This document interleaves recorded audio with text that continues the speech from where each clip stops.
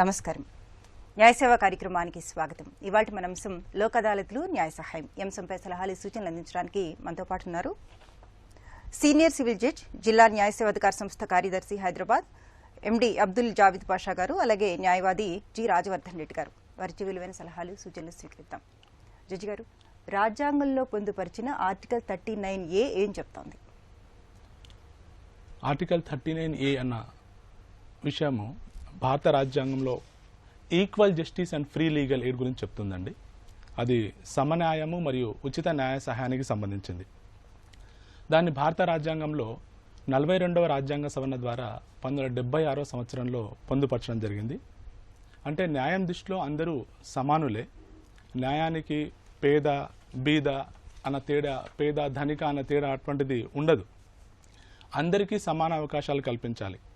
ముఖ్యంగా ఏ పౌరుడు ఆర్థిక కారణాల వల్ల కానివ్వండి, మరే ఇతర బలహీనతల వల్ల కానీ న్యాయం పొందకుండా ఉండకూడదు అనే ఉద్దేశంతో ఉచిత న్యాయ సహాయాన్ని ఈ అధికరణం ఆర్టికల్ 39A రాజ్యాంగంలో పొందుపరచడం జరిగింది. అయితే గౌరవ సుప్రీంకోర్టు వారు తమ తీర్పులలో ఏ ముద్దా అయినా పేదరికం వలన న్యాయం పొందలేకపోతున్నాడో ప్రభుత్వం విధిగా న్యాయ సహాయం అందించాలని సూచించడం జరిగింది. తర్వాత తీర్పుల్లో కూడా భారత అత్యున్నత న్యాయస్థానము దీన్ని ఉచిత న్యాయ సహాయం పొందడం అన్నది ప్రాథమిక హక్కుల్లో ముఖ్యమైనటువంటి జీవించే హక్కులో భాగంగా పేర్కొనడం జరిగింది. దాని తర్వాతనే మనకి కేంద్ర ప్రభుత్వము లీగల్ సర్వీసెస్ అథారిటీస్ యాక్ట్ 1987ని రూపొందించడం జరిగింది. దాని ప్రకారము పేదలకు ఉచిత న్యాయ సహాయం అందించబడుతుంది. అలాగే ఈ చట్టం ద్వారా న్యాయార్థులకు ఉచిత సహాయం ఎలా లభిస్తుంది, ఎలాంటి ప్రయోజనాలు ఉంటాయి? ముఖ్యంగా ఈ చట్టం ద్వారా 3 ముఖ్యమైన కార్యక్రమాలు చేస్తూ ఉంటామండి. 1, ఉచిత న్యాయ సహాయం అందించడం. 2, ప్రజలకి చట్టాలపైన అవగాహన కల్పించడం. 3వది, లోక్ అదాలత్ నిర్వహించి కేసులు త్వరితగతిన పరిష్కరించేటట్టు చూడడం. ఇప్పుడు ఉచిత న్యాయ సహాయము ఎందుకోసం అంటే, భారతదేశానికి స్వాతంత్రం వచ్చి 70 సంవత్సరాలు అయినప్పటికీ కొంతమంది కోర్టు మెట్లెక్కడానికి పేదరికం వల్ల ఇబ్బంది పడుతూ ఉన్నారు. సో అలాంటి వారికి ఈ రాజ్యాంగం కల్పించినటువంటి ప్రాథమిక హక్కులో భాగంగా వారికి ఉచితంగా ఒక న్యాయవాదిని నియమించేసి వాళ్ళ కేసు కోర్టులో అయ్యేటట్టు చూస్తూ ఉంటాం. 2వది, లీగల్ అవేర్నెస్ క్యాంప్స్. న్యాయ విజ్ఞాన సదస్సుల్ని నిర్వహించి ప్రజల్ని చట్టాలపైన అవగాహన కల్పిస్తూ ఉంటాం. ఎందుకంటే భారతదేశంలో ignorance of law is not excusable. అంటే ఒక తప్పు చేసి ఒక వ్యక్తి నాకు ఈ చట్టం గురించి తెలియదు కాబట్టి నేను తప్పు చేశాను అని తప్పించుకోవడానికి లేదు. ఒక వ్యక్తి ఒకరిని చంపేసి మర్డర్ చేసేసి నాకు ఇది తప్పు, నేరం కాదు, నేరం అని నాకు తెలియదు అందుకే నేను చేశాను అని చెప్పడం కుదరదు. అందరికీ చట్టాలపైన అవగాహన ఉండాల్సిన అవసరం ఎంతైనా ఉంది. అయితే సామాన్యమైనటువంటి ప్రజలకి ఈ విషయాలు తెలియకపోవచ్చు.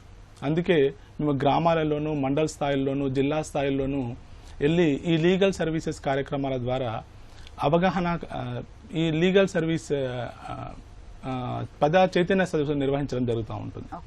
కాల్ తీసుకుందాం. పద్మలత గారు నంద్యాల నుంచి. హలో. నమస్తే అండి. నమస్తే అమ్మా, చెప్పండి. నమస్తే. మా మామగారు మాకు ఆస్తి రాసిచ్చారు. మరి వారు పోయిన తర్వాత మా ఆడబిడ్డలు, మరి మా ఆడబిడ్డలు కూడా లేరు. వాళ్ళ సంతతికి ఆస్తి కావాలని మళ్ళీ మా ఆడబిడ్డలు పెట్టుకున్నారు. మేము ఎట్లా, మరి మా మామగారేమో లేదని రాసిచ్చారు. మీ మామగారికి ఆస్తి ఎక్కడి నుంచి వచ్చిందమ్మా? మా మామగారి సొంత ఆస్తి. ఓకే. ఎంతమంది పిల్లలు ఆయనకి? ఆయనకు 3 అయితే, ఒక కొడుకు దత్తు తీసుకున్నారు. 2 కొడుకులకు ఆయన రాసిచ్చారు.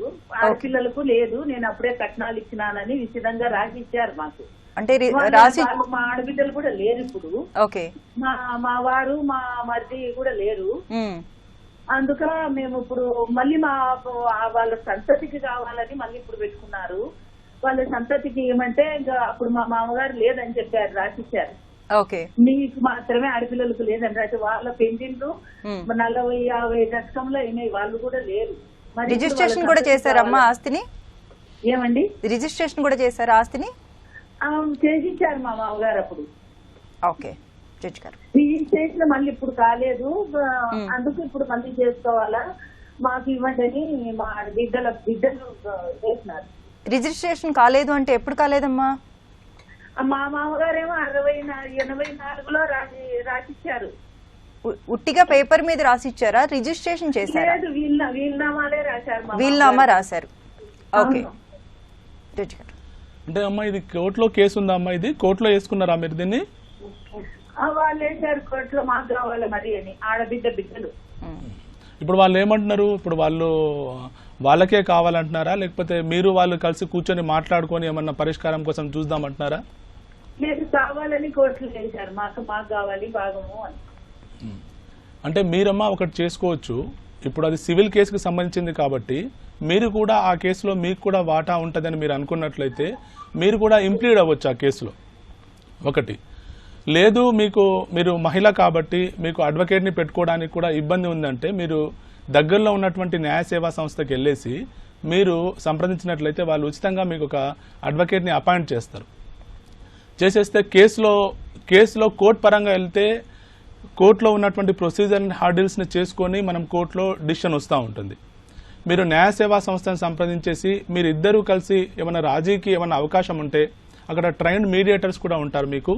వాళ్ళు ఈ అంశాలపైన మీతో రాజీకి సంబంధించిన విషయాలు మాట్లాడేసి మీరు రాజీ చేసుకున్నట్లయితే ఒక అవార్డుని తయారు చేయడం జరుగుతుంది. అంటే ఆవిడ ఏమంటున్నారంటే అండి, మా మామగారి స్వార్జితం కదా, మాకు వీలునామా రాసిచ్చారు కదా, ఇప్పుడు ఆడపిల్లలకి ఎందుకు వెళ్తుంది అన్న పాయింట్ లో మాట్లాడుతున్నారు.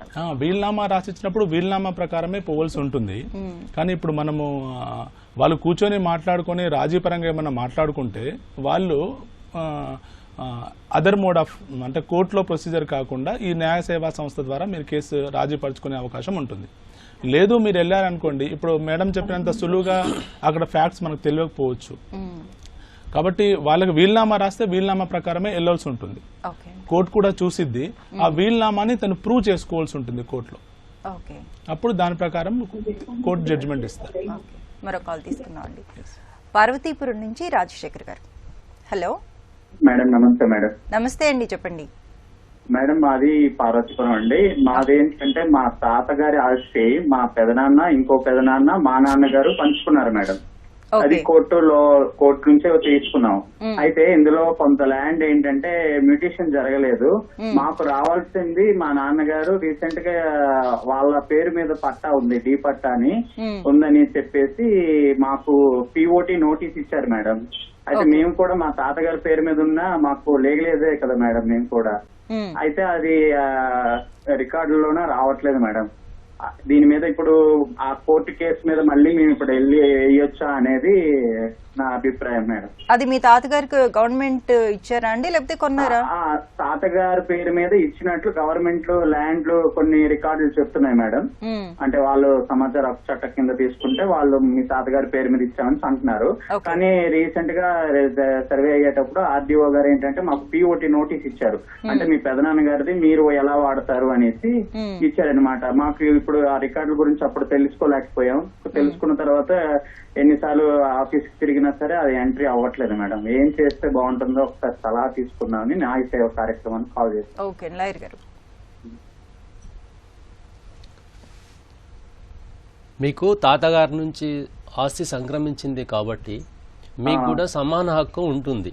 ఒకవేళ రికార్డ్స్లో ఏమన్నా మిస్టేక్ జరిగితే కనుక రెక్టిఫికేషన్ ఆఫ్ రికార్డ్స్ చేసుకోవచ్చు.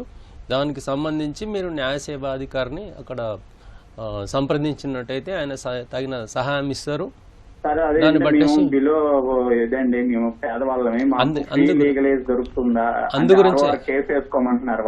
అదే విషయం చెప్తున్నాను.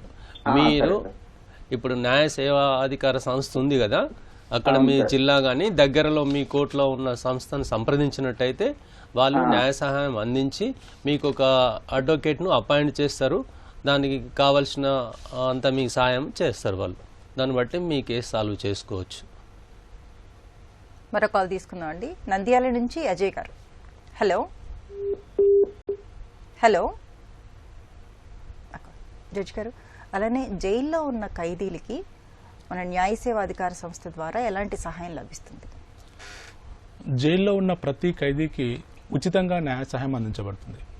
ఈ చట్టం ద్వారా లీగల్ సర్వీసెస్ అథారిటీస్ యాక్ట్లో జైల్లో ఉన్న ఖైదీలు అంటే వాళ్ళు శిక్షపడ్డ ఖైదీలు కానివ్వండి, జైల్లో కేసులు నడుస్తున్నటువంటి ముద్దాయిలైనా కానివ్వండి, వాళ్ళకి ఉచితంగా న్యాయ సాయం అనేది అందించబడుతుంది. ఓకే, ఇప్పుడు జైల్లో ఉన్న వాళ్ళలో రకరకాల కేసులు ఉంటాయి. క్రిమినల్ కేసులు ఉండొచ్చు, సివిల్ కేసులు ఉండొచ్చు. ఇలాంటప్పుడు అంటే క్రిమినల్ కేసులు మీన్స్ ఎవరినైనా హత్య చేశారనుకోండి, అలాంటప్పుడు కూడా వాళ్ళు న్యాయ సహాయం పొందొచ్చు అంటారా? ఎవరైనా కోర్టులో కేసు నడిపించుకోవడానికి వాళ్ళకి ఇబ్బందికరంగా ఉన్నట్లయితే జైల్లో ఉన్న ఖైదీకి విధిగా న్యాయ సహాయం అందించాలని ఈ చట్టం చెప్తా ఉంది. సో జైల్లో వాళ్ళు ఎక్కువ రోజులు అడ్వకేట్ ని పెట్టుకోకుండా వాళ్ళ కేసులు డిలే అయ్యే అవకాశం ఉండకూడదు అన్న ఉద్దేశంతో గవర్నమెంటే ఒక ఉచితంగా అడ్వకేట్ ని అపాయింట్ చేసేసి వాళ్ళ కేసు చేస్తూ ఉంటుంది. ఇది కేవలం ఏంటంటే పేదరికాన్ని దృష్టిలో పెట్టుకొని చేసినటువంటి చట్టం. అంటే ఏ వ్యక్తి కూడా పేదరికం వల్ల న్యాయం పొందడానికి ఇబ్బంది పడకూడదు అన్న ఉద్దేశంతో. ఓకే, మరో కాల్ తీసుకుందాం అండి. హలో హలో మేడం, నమస్తే మేడం. ప్రవీణ్ గారు చెప్పండి. మేడం, ఇది మన మేడ్చల్ నుంచి మాట్లాడుతున్నారు సార్. ఓకే మేడం, ఇది మా తాతయ్య, మా అమ్మ వాళ్ళ డాడీ ప్రాపర్టీ మేడం. అమ్మ వాళ్ళ తాతయ్యది అంతే కదా? తాతయ్య, అవును మేడం. ఆ ప్రాపర్టీ వచ్చేసి అమ్మిన తర్వాత మా తాతయ్య ఏం చేశాడంటే మా మామయ్యల పేరు మీద, ఇద్దరు పేరు మీద చేశాడు మేడం. వేరే దగ్గర పొలం కొని అది మా మామయ్యల పేరు మీద చేశాడు. అప్పటికి మా మమ్మీ మ్యారేజ్ అయిపోయింది మేడం. ఓకే, ఇప్పుడు దానిపైన ఇప్పుడు మేము అడిగితేనేమో మా మామయ్య వాళ్ళంతా మీరు కేసు వేసుకోండి అనే విధంగా మాట్లాడుతున్నారు. ఓకే, ఎవరంటున్నారు కేసు వేసుకోమని? మీ మామయ్య వాళ్ళు అంటే మీ అమ్మ వాళ్ళ బ్రదర్స్? అవునవును, అంతే కదండి? అవును మేడం. ఓకే, ఈ ఆస్తి ఎవరికైతే ఉన్నారో వాళ్ళ స్వార్జితమా అండి, లేకపోతే పూర్వీకుల నుంచి వచ్చిన ఆస్తినా?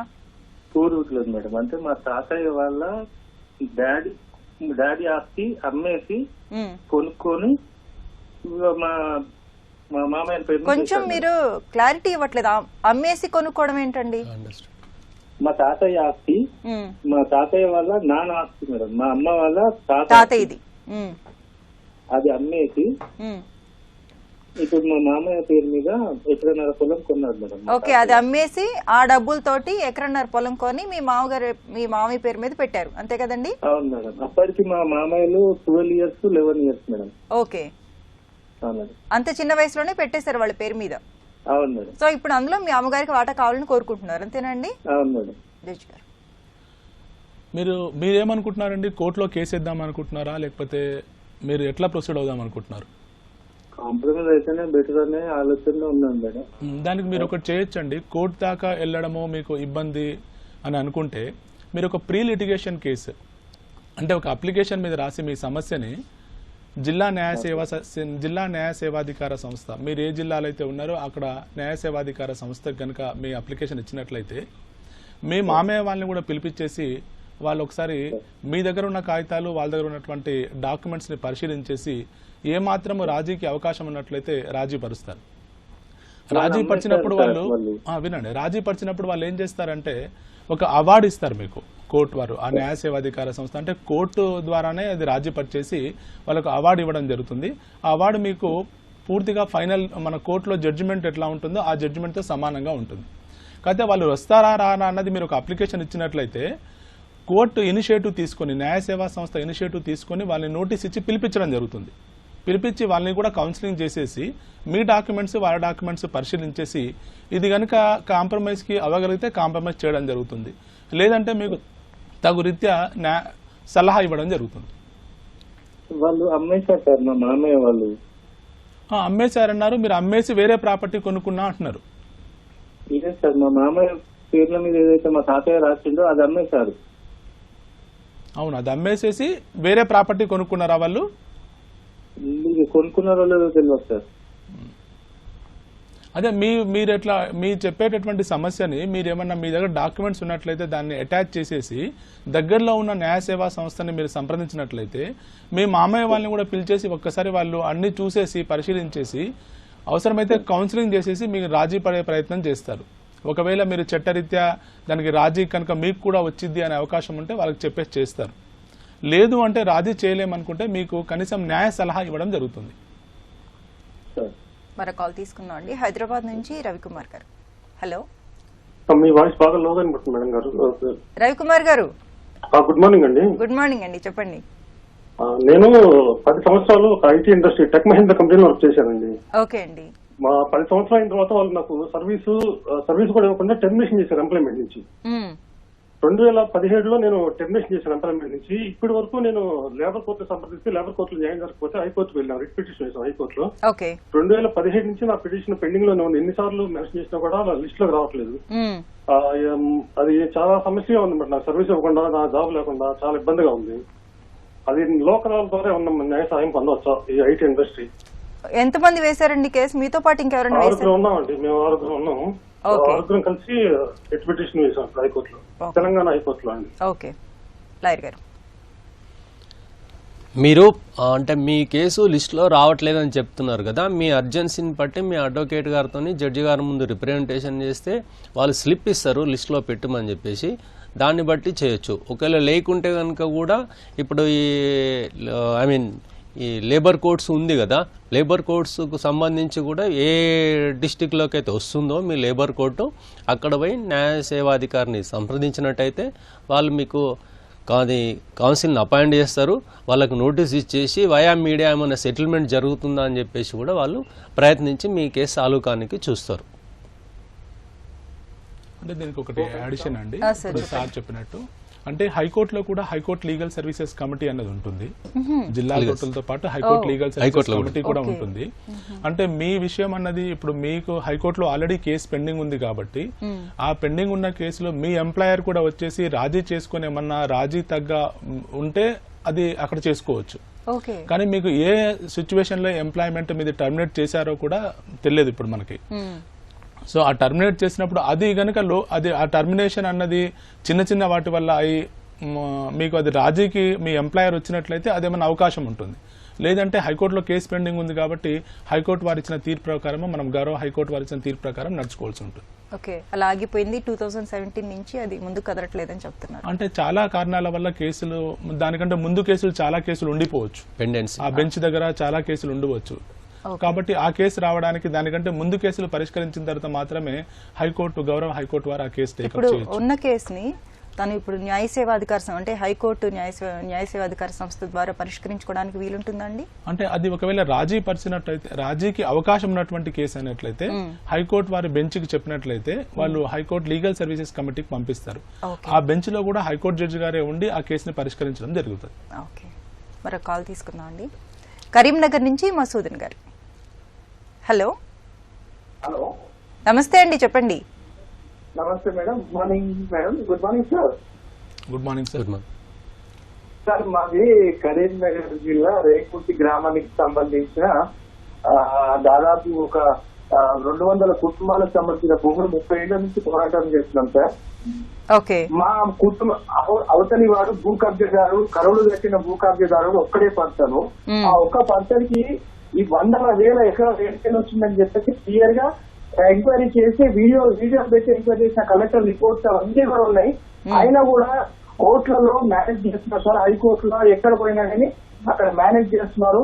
మరి నాకేం తెలియట్లేదు. హైకోర్టులో కూడా ఈ లంచాలు, ఒకవేళ లంచాలు అక్కడ ఇదైతే లంచాలు ఇచ్చి కూడా సెటిల్మెంట్ తెచ్చుకుంటున్నారు. అక్కడ మాకు 30 ఏళ్ళ నుంచి పోరాటం చేస్తున్నాం, అయినా కానీ మాకు న్యాయం జరగట్లేదు. ఎక్కడ పోయినా కానీ ఆయన డబ్బులతోనే మేనేజ్ చేస్తున్నారు సార్. మరి ఎక్కడ పోయినప్పుడు న్యాయస్థానం కానీ న్యాయం జరగకపోతుంది, ఎక్కడ పోయి మాట చెప్పవలసిన చెప్పండి. దాదాపు 8 మంది ముసలి వాళ్ళు కూడా చనిపోయిందో, ఇంకా కూడా అంత చాలా అన్ఎడ్యుకేటెడ్ పీపుల్స్ జాబ్ ఉండదు, ఏముండవు, చాలా బీద వాళ్ళు ఉన్నాం సార్. దీనికి న్యాయం ఎక్కడ జరుగుతుంది? న్యాయం లాయర్ గారు చెప్తున్నారు, వినండి. మసూదన్ గారు, మీరు లంచాలతోని పని అవుతుందనే ఇంప్రెషన్లో ఉండకూడదు. అలా జరగదు. మీరు ఎవరినైతే అడ్వకేట్ని పెట్టుకొని మీరు కోర్టులో వాదిస్తున్నారో అది కరెక్ట్ ప్రొసీజర్ ప్రకారం అయ్యేటట్టు చూసుకోండి. కరెక్ట్ అడ్వకేట్ని ఎంచుకొని మీరు కేసు వేసినట్టయితే 100% మీకు న్యాయం జరుగుతుంది. ఎందుకంటే మీరేదో భూములు కబ్జా కోల్పోయినామని చెప్తున్నారు కాబట్టి ఇప్పుడు ప్రజెంట్ సిచ్యుయేషన్లో అది అంత ఈజీ అయిన విషయమేం కాదు. ఒకరు భూమి ఒకరు ఆక్రమించుకొని చేసేంత అది కాదు. చట్టాలు ఉన్నాయి, కోర్టులు ఉన్నాయి, మీకు న్యాయం జరుగుతుంది. మీకు అలా జరగదు, ఇబ్బందులు జరుగుతున్నాయి అంటే కనుక మీరు దగ్గరలో ఉన్న న్యాయ సేవాధికారిని సంప్రదించండి. వాళ్ళు మీకు లీగల్ ఎయిడ్ అందిస్తారు. దాన్ని బట్టేసి మీకు న్యాయం స్వతరంగా జరుగుతుంది. హలో మసూదన్ గారు, మాకు ఆపోజిట్ పర్సన్ ఛాలెంజ్ చేస్తున్నాడు, మీ ఎక్కడ పోయినా మీకేం జరగదు న్యాయం అని చెప్పి ఛాలెంజ్ చేస్తున్నాడు. ఇప్పుడు ఈ ల్యాండ్స్ అన్ని కూడా మీ పేరు మీద రిజిస్ట్రేషన్ అయిపోయి ఉన్న ల్యాండ్స్ అండి? భూములు అన్ని ఎంక్వైరీ చేసి మాకు పాస్బుక్ ఇష్యూ చేయమని చెప్పేసి కూడా కలెక్టర్ మొన్న 2020 కూడా లక్ష్మణ్ గౌడ్ చీఫ్ జస్టిస్ గారు మా ఫేవర్ లో జడ్జిమెంట్ ఇస్తే కూడా మాకు పాస్బుక్ ఇవ్వకుండా మాకు ఈ కలెక్టర్ ఎంఆర్ఓ డిలే చేస్తే మళ్ళీ డబ్బులు పెంచిపోయి మళ్ళీ అక్కడ స్టే తీసుకొచ్చి మళ్ళీ తీసుకున్నాడు. మీరు సుప్రీంకోర్టు పోయినా ఎక్కడ పోయినా మీకు న్యాయం చేయాలని ఛాలెంజ్ చేస్తున్నాడు. మేము ఎక్కడ చెప్పండి, చాలా బీదాలు. మధుసూదన్ గారు, ఒకవేళ మీకు జస్టిస్ లక్ష్మణ్ గారు ఆర్డర్ ఇచ్చారు, మీకు పాస్బుక్ లీమ్ చెప్పేసి కలెక్టర్ గారికి ఆర్డర్ ఇచ్చారని చెప్తున్నారు. అయినా కానీ వినండి, అయినా కానీ కలెక్టర్ గారు స్పందించకుండా మీకు పాస్బుక్లు ఇవ్వనట్టయితే మీరు కంటెంప్ట్ పిటిషన్ వేయాల్సి ఉంటుంది హైకోర్టులో. మీ అడ్వకేట్ను సంప్రదించి కంటెంప్ట్ పిటిషన్ వేసుకుంటే మీకు తగిన న్యాయం జరుగుతుంది. ఓకే,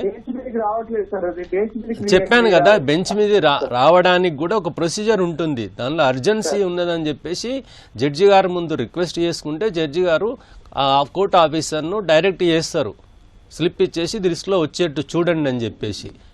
అప్పుడు లిస్టులో వస్తాయి. ఎందుకంటే మీకంటే ముందు పెండెన్సీ ఉన్న కేసులు చాలా ఉన్నాయి. హైకోర్టులో చాలా కేసెస్ పెండింగ్ ఉంటాయి. 15-14 ఇయర్స్ నుంచి కూడా కేసెస్ రాని కేసులు ఎన్నో ఉన్నవి. ఇట్లా అర్జెన్సీ ఉంది, ఇలా జరుగుతుంది అని చెప్పి మీరు కోర్టు దృష్టికి తీసుకెళ్తే కనుక కంపల్సరీ మీకు అవుతుంది, న్యాయం జరుగుతుంది. ఓకే,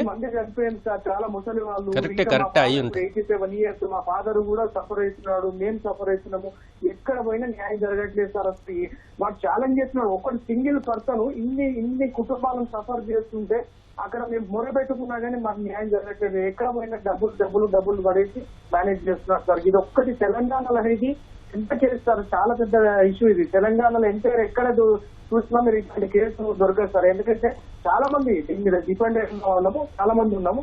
మా ఆపోజిట్ వాళ్ళు ఒక్కడే సింగిల్ పర్సన్ సార్. ఇది చాలా బిజీ సార్ కేసు. దానికి ఎక్స్ప్లెయిన్ చేసి న్యాయం చేయాల్సి వస్తుంది. మీరు ఇది నోట్ చేసుకోండి, మీ చేతిలో మాకు న్యాయం జరిగేటట్టు చేస్తే మాకు సంతోషం సార్. నేను చెప్పిన ఫాలో కండి, మీకు 100% మీకు న్యాయం జరుగుతుంది. మీరు ఫ్రస్ట్రేషన్ లో ఉన్నారండి. అట్లా కాకుండా మీరు ఒక్కసారి మీరు చెప్పారు గౌరవ హైకోర్టు వారు, అంటే రాష్ట్ర అత్యున్నత న్యాయస్థానం, రాష్ట్ర ఉన్నత న్యాయస్థానం అది, హైకోర్టు వారు తీర్పు చెప్పిన తర్వాత ఎవరైనా కూడా వినాల్సిందే. ఇప్పుడు వకీల్ గారు, అడ్వకేట్ గారు చెప్పారు, మీరు మీ అడ్వకేట్ని సంప్రదించి మీకు ఆర్డర్ ఇచ్చినా కూడా న్యాయం జరగట్లేదంటే మీరు కంటెంప్ట్ పిటిషన్ మూవ్ చేసుకోవచ్చు. లేదంటే మీరు దగ్గరలో ఉన్న న్యాయ సేవా సంస్థను సంప్రదించండి, మీ ఆర్డర్ కాపీస్ అన్ని ఒకసారి తీసుకురండి. వాళ్ళేమైనా మీకేమన్నా కలెక్టర్ గారి దృష్టికి ఆ విషయాన్ని తీసుకెళ్లి మీకేమైనా న్యాయం చేస్తారేమో చూసుకోండి. మరి కాల్ తీసుకుందాం అండి. అనంతపూర్ నుంచి మంజుల గారు. హలో మేడం, నమస్తే మేడం. నమస్తే అమ్మా, చెప్పండి మేడం. ఇప్పుడు మా అమ్మది ఒక 6 acres భూమి రిజిస్టర్ కావట్లేదు. అది మా అన్న బావ కొడుక్కి బిడ్డలు ఎవరు చూడట్లేదని వీళ్ళ మా రాయాల అని అనుకుంటున్నారు మేడం. నా కొడుక్కి ఇస్తాను నేను అంటాను అని రాయాల అనుకుంటున్నారు. వీళ్ళ మా రాస్తే బాగుంటుంది, అగ్రిమెంట్ ప్రకారంగా రాస్తే బాగుంటుంది. అంటే వీళ్ళు బెదిరేయడానికి పిల్లల్ని, నాకు ఇట్లా నా కొడుకున్నాడు, నా కొడుక్కి చూస్తాడు, ఆస్తి అంతా ఇచ్చేసి అని ఇవ్వడానికి మేడం. మీ అమ్మగారికి ఆస్తి ఎక్కడి నుంచి వచ్చిందమ్మా? పుట్టినింటి ఆస్తి మేడం. వాళ్ళ పొదుపు కింద వాళ్ళ అమ్మ ఒక్కతే కూతురు మేడం. అది వాళ్ళ పుట్టినింటి. ఇప్పుడు ఆవిడేంటి మనోడి పేరు మీద రాద్దాం? కొడుకు, బావ కొడుకు మేడం. బావ కొడుకు. ఓకే, అంటే మీ అమ్మగారికి బావ కొడుకు అంతే కదండి? ఓకే, మీరెంత మంది పిల్లలమ్మా? మేము 3 మేడం. ఓకే, మీ అందరికి అంగీకారమేనా అది? వీళ్ళు ఎవరు ఒప్పుకో, అంటే అమ్మ పుట్టినింటి ఆస్తి కదా మేడం, ఎవరు అమ్మని చూడట్లేదు. అమ్మ ఆస్తి ఒకటి కావాలా, అమ్మని ఎవరు చూడరంట, అమ్మ జీవనాధారం కూడా ఏమి ఇవ్వరంట. అందుకని అమ్మ నేను ఏది ఇవ్వను, ఆస్తి ఇవ్వను, కొన్ని రిజిస్ట్రేషన్ అయితే అవి రిజిస్ట్రేషన్ అన్న పేరు మీద చేసేసి కొన్ని వీళ్ళ అమ్మ రాయాలా అని అనుకుంటున్నారు మేడం. ఓకే, ఇద్దరు ఒప్పుకోకుందానికి కూతుర్లు. ఓకే, ఒకవేళ ఆస్తి రాసి ఇచ్చిన తర్వాత వాళ్ళు చూడకపోతే అమ్మా? చూడట్లేదు అనే కారణంతోనే కదా రాసిస్తున్నారు. చూస్తామన్నారు మేడం వాళ్ళు కూడా అట్లా. ఓకే, ఇప్పుడు ఎలా చేస్తే మంచిది అని మీరు అడుగుతున్నారు అంతేనా? అవును మేడం, వీలునామా చేయాలా అగ్రిమెంట్ ప్రకారం చేయాలా? ఓకే లాయర్ గారు. మేడం పుట్టింటి నుంచి వచ్చిన ఆస్తి అంటుంది కాబట్టి ఆమెకు రైట్ ఉంటుంది. ఆమె ఎలా చేయదలుచుకుంటే అలా చేయొచ్చు. ఎవరు చూస్తారు అనే నమ్మకం ఉంటే వాళ్ళకి చేసుకోవచ్చు, ఇబ్బంది ఏం లేదు. అది ఎట్లా వీలునామా రాయితే అగ్రిమెంట్ ప్రకారంగా రాయితే మీరు ఒకవేళ అనుకుంటే కనుక మీరు రిజిస్ట్రేషన్ మీ అమ్మగారు ఉన్నప్పుడే ఆమె ఎవరికి చేయదలుచుకుందో రిజిస్ట్రేషన్ చేసుకుంటే అది రిజిస్టర్ కావట్లేదు సార్, కొంచెం పెండింగ్ పడింది, మరి అవుతుంది అన్నారు. అంతవరకు గానీ ఉండకుండా మా రిజిస్టర్ ఆఫీస్ లో వీలునామా రాయాలనుకుంటాను. అలాంటి ఇబ్బందులు ఏమన్నా ఉంటే కనుక వీలునామా చేసుకుని ఆ వీలునామా కూడా రిజిస్టర్ చేసుకోండి. Of course it's not required, but ఏంటంటే మీరు చేసుకుంటే ఇట్స్ వెల్ అండ్ గుడ్. వీలునామా రిజిస్ట్రేషన్ చేసుకోవచ్చు సార్? చేసుకోవచ్చు. Okay sir. అది కంపల్సరీ ఏం కాదు, కానీ చేసుకుంటే విట్నెస్లు ఉంటారు, తీసుకెళ్లి రిజిస్ట్రార్ దగ్గర చేసుకుంటే అథెంటిసిటీ ఎక్కువ ఉంటుంది. రేపు కాదు మీరు సంతకాలు పెట్టించుకోరు అనే డౌట్లన్నీ రాకుండా ఉంటుంది.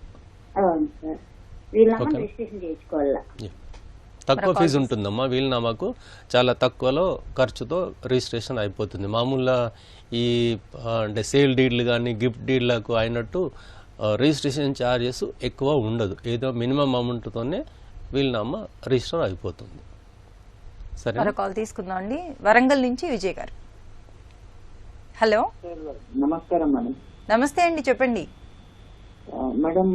అంటే మా గ్రాండ్ ఫాదర్ ఒక ల్యాండ్ లోడ్ ఉండేది ఆయన, కానీ ల్యాండ్ సీలింగ్ యాక్ట్ 73 వచ్చినప్పుడు సీలింగ్ లో మొత్తం ల్యాండ్స్ వెళ్ళిపోయినాయి. అది పోయిన తర్వాత ఇళ్ళకి ఒక 50 acres వచ్చింది మేడం. ఇప్పుడు మా తాతకి ఇద్దరు, అంటే మా మదర్ వాళ్ళు వాళ్ళ ఇద్దరు డాటర్స్, ఇంకా సీలింగ్ వెళ్ళిపోయి ఇంకా మేము కొంచెం చదువుకునే లోపే ల్యాండ్స్ ఏం లేవు. ఇప్పుడు మా మదర్ పేరు పైన, చిన్నమ్మ పేరు పైన ఒక 100 square yards కూడా లేదు. సో మనం ఇలాంటి కేసులో ఏదైనా ఎంఆర్ఓ గారికి, కలెక్టర్ గారికి అప్రోచ్ అయ్యి మనకేం ల్యాండ్స్ కి ఒకప్పుడు ఉండే సీలింగ్ లో వెళ్ళిపోయినాయి అని రిక్వెస్ట్ పెట్టుకుంటే మనం క్లెయిమ్ చేసుకోవచ్చా మేడం? మళ్ళీ సీలింగ్ లో వెళ్ళిపోయాక 50 acres ఉంది అన్నారు కదా, అది ఇంకా అప్పుడే మా తాత ఇంకా పూర్ వాళ్ళకి వీళ్ళకి డొనేట్ చేసినాడు. ఆయన చనిపోయి కూడా 20 years అవుతుంది. ఆ సీలింగ్ కి ముందు డాక్యుమెంట్స్ అన్ని ఉన్నాయి మేడం, అంటే మా గ్రాండ్ డాటర్ గ్రాండ్ ఫాదర్ పేరు పైన ఉండే ల్యాండ్స్ అని. ఓకే, సో ఇందులో సార్ తో ఒపీనియన్ తీసుకున్నాం. జడ్జి గారు సీలింగ్ లో వెళ్ళిపోయి అంటున్నారు కాబట్టి గవర్నమెంట్ రూల్స్ ప్రకారమే సీలింగ్ యాక్ట్ ప్రకారం తీసుకుని ఉండొచ్చు అండి. కానీ మీకు ఆ సీలింగ్ లో ఏమన్నా ఇబ్బంది ఉంది, అట్లాంటి ఏమైనా ఇబ్బంది జరిగి సీలింగ్ లో తీసుకోకూడదు కూడా తీసుకున్నారని మీకు అనిపించినట్లయితే మీరు ఒకసారి దరఖాస్తు పెట్టుకోండి. మీ దరఖాస్తుని జిల్లా కలెక్టర్ గారు ఒకసారి పరిశీలించి మీకు లేదు సీలింగ్ ప్రకారం ఎక్కువ తీసుకున్నారని అనిపించినట్లయితే మీకు ఏమైనా ఇచ్చే అవకాశం ఉండొచ్చు. లేకపోతే రూల్స్ ప్రకారం తీసుకున్నప్పుడు అంటే మా గ్రాండ్ ఫాదర్ కి అప్పుడు అంత నాలెడ్జ్ లేకుండే సార్, ఎక్కువ అంటే వాళ్ళ అంటే ఇక్కడ ఎట్లా జరిగిందంటే మీ గ్రాండ్ ఫాదర్ కి నాలెడ్జ్ ఉన్నా లేకపోయినా, వినండి మేడం, గ్రాండ్ ఫాదర్ కి నాలెడ్జ్ ఉన్నా లేకపోయినా మీ కలెక్టర్ గారు వాళ్ళు తీసుకున్నప్పుడు గవర్నమెంట్ మిషనరీ ఏది కూడా వాళ్ళు రూల్స్ ప్రకారమే తీసుకుంటారు. వాళ్ళు ఏది కూడా రూల్స్ మీ తాతయ్య గారికి నాలెడ్జ్ లేదని చెప్పేసి వాళ్ళు ఎక్కువ తీసుకోకపోవచ్చు. అట్లా మీ దృష్టికి ఇప్పుడు అట్లా తీసుకున్నారని ఒకవేళ వచ్చింది అనుకోండి, ఎక్కువ తీసుకున్నారని వచ్చింది అనుకోండి, ఒక అప్లికేషన్ పెట్టుకున్నట్లయితే వాళ్ళు పరిశీలిస్తారు. జనరల్ గా అయితే ఇలాంటివి రూల్స్ ప్రకారమే వాళ్ళు తీసుకోవడం జరుగుతుంది. అంటే ఇప్పుడు వేరే వాళ్ళు మా రిలేటివ్స్ అందరూ వాళ్ళ వైఫ్ పేరు పైన పెట్టుకున్నారు సార్. మా తాతకి నాలెడ్జ్ లేక అమ్మమ్మ పేరు పైన పెట్టుకోలేదు. ఎంతైతే సీలింగ్ ఉండాలో అంతే మీ తాతయ్య గారికి పెట్టేసి మిగతాది కలెక్టర్ గారు తీసుకొని ఉండొచ్చు గవర్నమెంట్ తరఫు నుండి. ఓకే, ఎక్కడ జరిగినా అసలు ఎవరికి చెప్పట్లేదు సార్, ఎవరికి కరెక్ట్ డీటెయిల్స్ చెప్పట్లేదు. మీరు ఒక అప్లికేషన్ ఇవ్వండి, మీరు ఒక అప్లికేషన్ జిల్లా కలెక్టర్ గారికి ఇవ్వండి. అప్లికేషన్ ఇచ్చిన తర్వాత అప్లికేషన్ ఎట్లా ప్రాసెస్ అవుతుందో చూడండి. మీరు అప్లికేషన్ ఇచ్చిన తర్వాత ఒక 4 రోజులు వెయిట్ చేయండి. 4 రోజులు వెయిట్ చేసిన తర్వాత ఆయన చెప్పేదాన్ని బట్టి మీరు ఆయన అప్లికేషన్లో మీకు ఏమైంది ఆన్సర్ ఏదో ఒక ఆన్సర్ ఇస్తారు. ఈ కారణం వలన ఇస్తారు. లేదంటే మీరు న్యాయ సేవా సంస్థ ద్వారా కూడా ఒక అప్లికేషన్ మీరు అక్కడ కాకపోతే ఏంటంటే ఒక అప్లికేషన్ అక్కడ ఇచ్చినట్లయితే మీకు ఏ విషయం జరిగింది అక్కడ అనే విషయాన్ని క్లారిటీగా మీకు తెలియపరుస్తారు. అంటే యాక్చువల్లీ కలెక్టర్ ఆఫీస్ లో రిక్వెస్ట్ పెట్టినాం సార్ చాలా ఇయర్స్ నుంచి, ఏం బెనిఫిట్ అయితే ఉండట్లే. కోర్ట్ త్రూ వెళ్దాము అంటే ఒకప్పుడు ఉండే కదా సార్, ఇప్పుడు మన ల్యాండ్స్ వేరే వాళ్ళు తీసుకున్నారు, వాళ్ళు వీఆర్ ఎంజాయింగ్, మనకేం లేదు అని అడుగుదామని సార్. కోర్ట్ త్రూ ఏదైనా ఆప్షన్ ఉంటే చెప్పండి సార్. కోర్ట్ త్రూ వెళ్ళాలన్నప్పుడు మీ దగ్గర అన్ని డాక్యుమెంట్స్, అన్ని రిలవెంట్ డాక్యుమెంట్స్ కరెక్ట్ గా ఉండాలండి. వెళ్ళినప్పుడే ఒక అడ్వకేట్ వేసినట్లయితే మీరు ఒక అడ్వకేట్ ని సంప్రదించినట్లయితే ఆయన అడ్వకేట్ కోర్టులో కేసు వేస్తారు. మీరు అడ్వకేట్ పెట్టుకోలేని స్తోమత ఉన్నట్లయితే, మీకు ఉచితంగా న్యాయ సహాయానికి మీరు అర్హులైనట్లయితే మీకు ఉచితంగా కూడా ఒక అడ్వకేట్ ని అపాయింట్ చేయడం జరుగుతుంది. ఓకే అండి, థ్యాంక్ యూ సో మచ్. న్యాయ సలహా కోసం మీరు సంప్రదించవలసిన మా ఈమెయిల్ ఐడి nyayasewa@ttv.co.in. వచ్చే శనివారం 9:30 న్యాయసేవ కార్యక్రమంలో మళ్ళీ కలుసుకుందాం. అంతవరకు సెలవు. నమస్కారం.